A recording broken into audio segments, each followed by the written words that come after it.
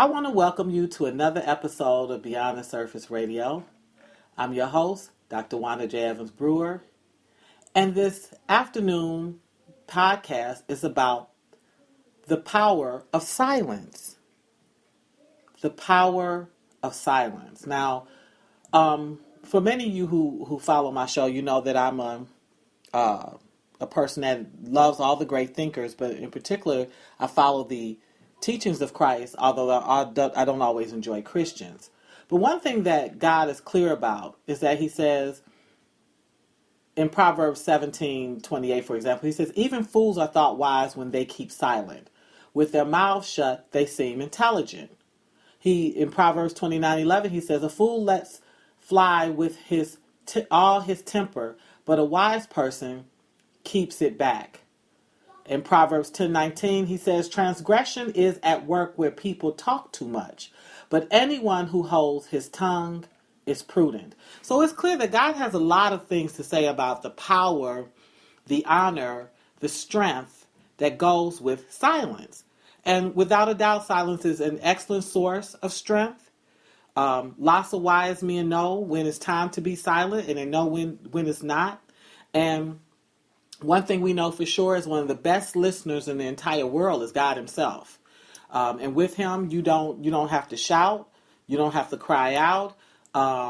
Because what we understand is that God hears us even when we extend to him silent, sincere prayers from the heart.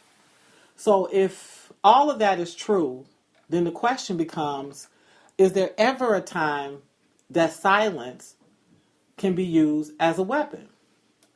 And there's definitely an answer to that. I had an incident with a friend where we got into a conflict. And listen, I was pretty much at fault. I was upset about something. I contacted him, got to expressing myself, and in the midst of expressing myself, I offended him. I hurt his feelings, and we left sort of on bad terms. The next day, I immediately contacted him and apologized. I explained myself. He just caught me in the middle of a meltdown, and they're pretty rare for me, but I'm 100% woman. I have them, and I explained myself, and I felt like it should be done, but it wasn't done for him. And so, in the interim, what I received was silence. Now, for me, the silence at a certain point felt like a weapon. It felt like a penalty. It didn't feel like, here's a guy that is using it for integrity purposes. Because there's a time where you shouldn't say anything because you might make the situation worse, or an individual is walking you into some sort of trap, some sort of mental minefield. And so you're worried about your own self. You say, I'm not going to say anything because I'm scared of what might actually come out of my mouth, and this might not be nice. But that's not what I felt from the silence. The silence seemed to be sending a different message. And so, yes, silence is a clear tool. There's definitely power in silence. But it's interesting, when we had our discussion, and it didn't go so great either, but whether or not it was being used as a sword. So to me, the silence was being used punitively. It wasn't being used to say, look, I'm withholding with a desire to at some point bring clarity so that we can both cool off and come back to a place of peace, but rather I'm using this silence as a method to withhold love, to withhold affection, to allow your mind to race. I don't want to explain myself. I don't actually have an urge to make anything clear. That's a different kind of perspective on silence as the way I see it being demonstrated by God. And so it made me think a lot about when I've been silent, because for the most part, I think I do have a tendency to be a little bit of a passive aggressive. I work very diligently not to do that, but to rather, instead of holding a grudge, which many passive aggressive hold grudges. They talk around topics. They don't get in there and tell you exactly what it is that's ailing them. They all of a sudden they're just not as fun. They kind of you ask a question, they answer a question. It just gets real dry, and it becomes really what I always refer to as dental work. So you have to pull everything out of them. And it's the type of work I absolutely hate. I hate dental work. I don't think you should have to pull people's feelings and emotions out of them, outside of trauma. So one thing I've learned is that the silent treatment is a preferred treatment, a preferred weapon of people who are a little bit self-absorbed, or what we like to call in this society a little bit narcissistic. Everything kind of centers around them. And they really function with the silence, not understanding that there's a piece of it that is being used to implement emotional abuse. They're emotionally abusing you. And so part of what happens under emotional abuse with the silence, and many women listening, that we're the queens of it, is that the way you're using it is designed to is to assert control. And the silence is your way of asserting some sort of small power. It's a excellent way to avoid any kind of conflict. You don't have to take personal responsibility for anything. You don't have to compromise anything. And one of the things that it really does is it targets somebody's ego. It targets somebody's self-esteem. You're punishing them. So you can be riding along on a trip and you look over and you crack the joke. These are jokes that you guys would normally laugh at, and the person just kind of sits there and looks smug. They won't even give you that. So often the result of the silent treatment is exactly what the person with narcissism wishes to create, which is they want reaction, but they also want a sense of control. And that's what I felt happened with my friend and I. Now, he has some scriptures that he shared about, the foolish and what God had to say about the foolish speak and the wicked. And I'm never going to get into a debate about God's word. If God said it, it's true. I believe that is true. And I believe that we should abide by, or at least consider what he has to say about that. But it's also interesting that if you look at Ecclesiastics, and this is also God's word, 3:7-8, he makes it clear, look, it's a time to tear, it's a time to sow, it's a time to be silent, it's a time to speak, a time to love, a time to hate, a time for war, a time for peace. So that the only strategy to communication isn't simply the silent treatment, isn't going silent. That in fact, one would have to be wise enough to discern when that time is, okay, to at least clear things up. Proverbs 7:28 says, even fools are thought wise when they keep silent. Just because you're silent doesn't mean you're not a fool. And with their mouth shut, they seem intelligent. And one of the things I asserted was, look, you're not as wise as you think you are. If your point in being silent was not to escalate the situation, then the end result would have gotten you a far more positive response, a far more positive feedback. But actually, what the silent treatment did was it divided us more, and it set up a nice, clean, solid atmosphere for confusion. He's believing that the silence should do one thing. I'm believing that the silence should do another.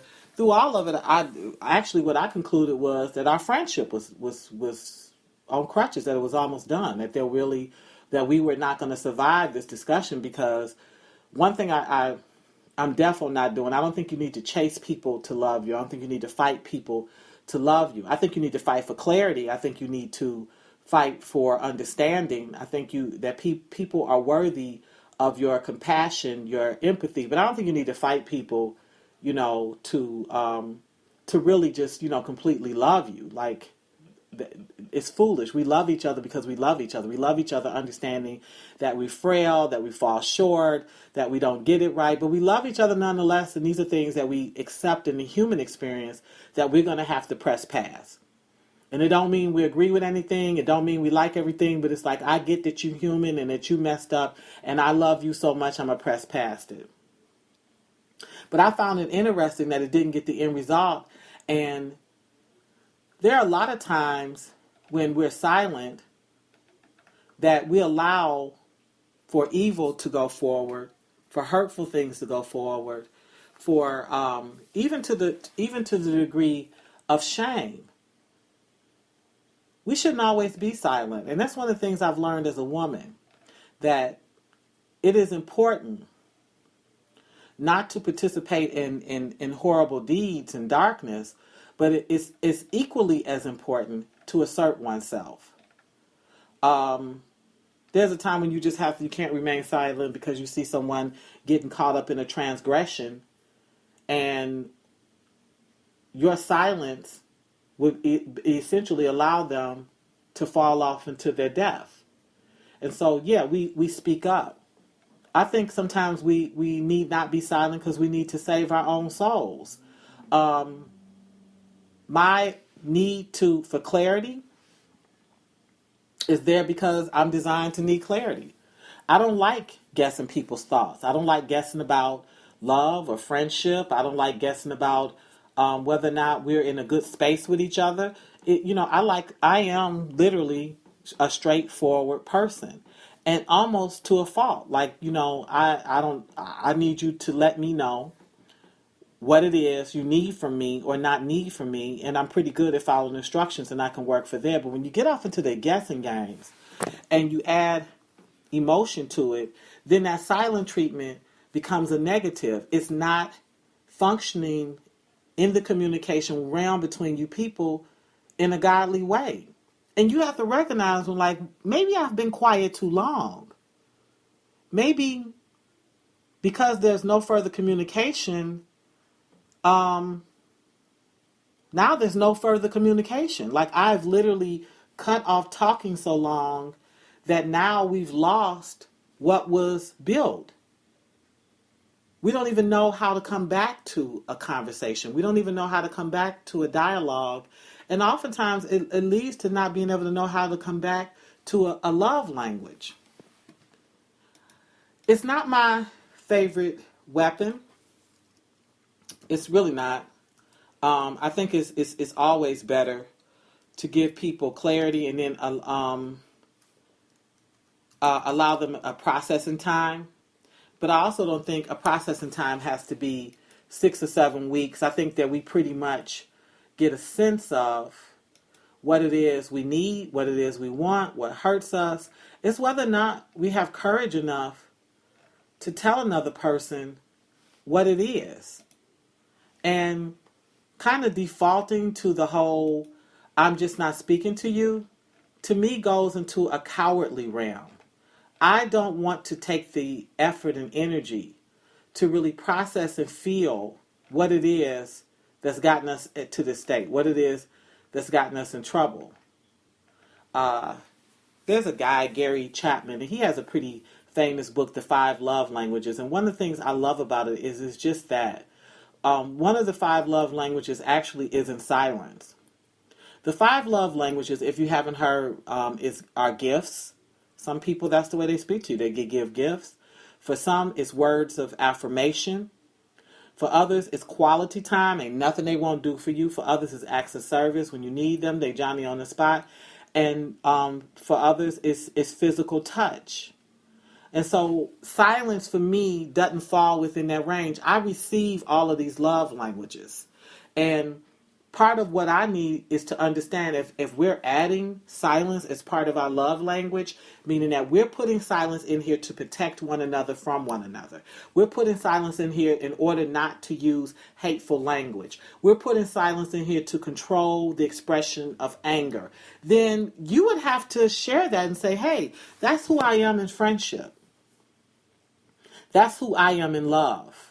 My silence, when you see me get silent, when I get silent, it's because I love you. It's because I respect you. It's because I have integrity and I feel something very deep, very passionate, very, focused about what we have here. And I don't want to damage it.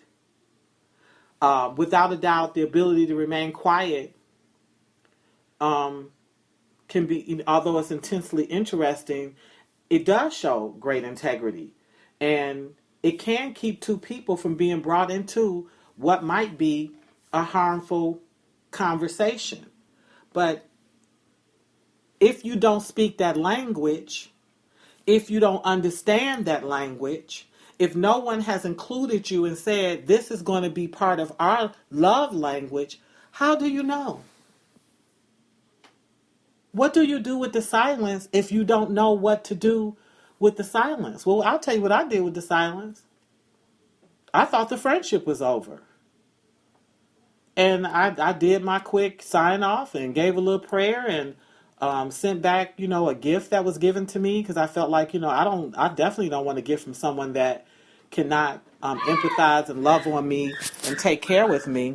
So that's what it did. It moved us into a space that was a space we was never supposed to travel in. And I feel sad about that. I feel sad that the simple lack of communication where we could have just communicated and this individual could have said, hey, this is a new friendship. And one of the things I use as part of my love language to protect my friends and the people I love is that when things hurt me, when you stub my toe, when I don't understand, when I get frustrated and angry, I simply resort to silence. And in that time, I'm processing. I'm in my prayer closet. I'm seeking godly advice. I'm giving us time to breathe. Silence. A weapon or an extension to love language, a tool for love language. Which one? I guess time will tell.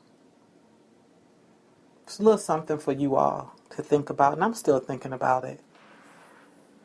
Again, it's good to be back on. I haven't done communicate with you. I haven't done a podcast in like a month. But this particular topic weighed heavy on my spirit.